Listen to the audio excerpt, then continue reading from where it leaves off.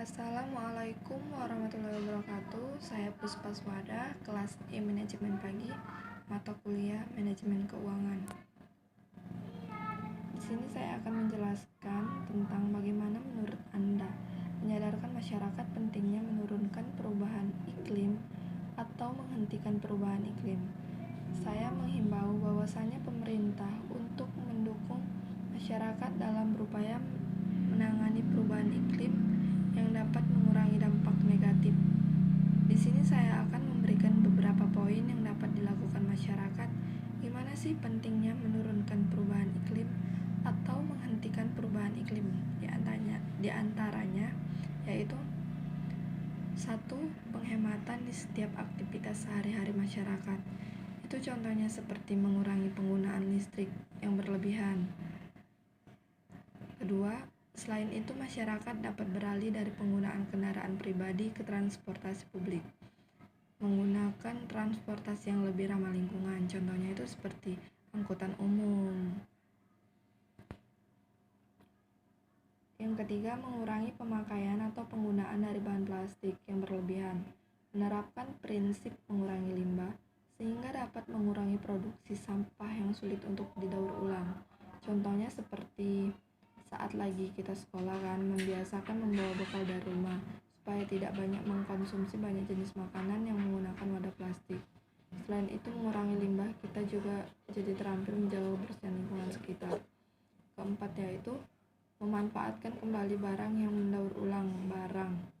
Contohnya itu seperti melakukan pengelolaan sampah organik menjadi kompos. Yang kedua, menurut Anda bagaimana karbon tadi dapat berpengaruh terhadap perkembangan perekonomian Indonesia?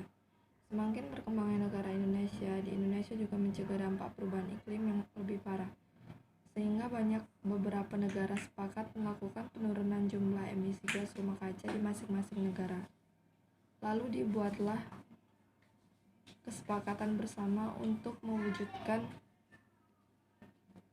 dalam bentuk UNFCCC pada tahun 1992. Tujuan yang paling utama dari konvensi ini adalah untuk menstabilkan konsentrasi gas rumah kaca seperti karbon dioksida, CO2, menata, dinitrosida, sulfur heksafluorida, hidrofluorokarbon, dan perfluorokarbon pada tingkat yang aman sehingga tidak membahayakan iklim global.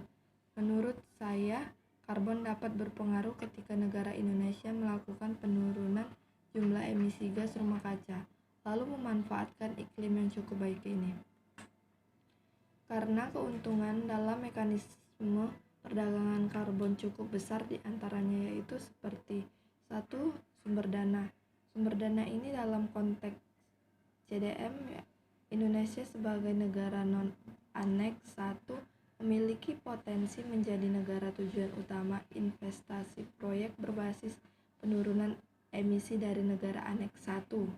Dengan demikian, dana investasi asing mengalir untuk mendukung proyek berbasis lingkungan di dalam negeri. Yang kedua yaitu fasilitas alih teknologi. Dalam protokol Kyoto tercantum adanya klausul kewajiban bagi negara-negara aneks 1 untuk menyediakan dana alih teknologi kepada negara-negara non-aneks 1. Fasilitas peningkatan kemampuan. Negara-negara aneks 1 memiliki kewajiban menyediakan dana untuk mendukung pengembangan kemampuan di negara-negara non-aneks 1 dalam kaitannya dengan perubahan. Sekian hasil jawaban yang saya sampaikan.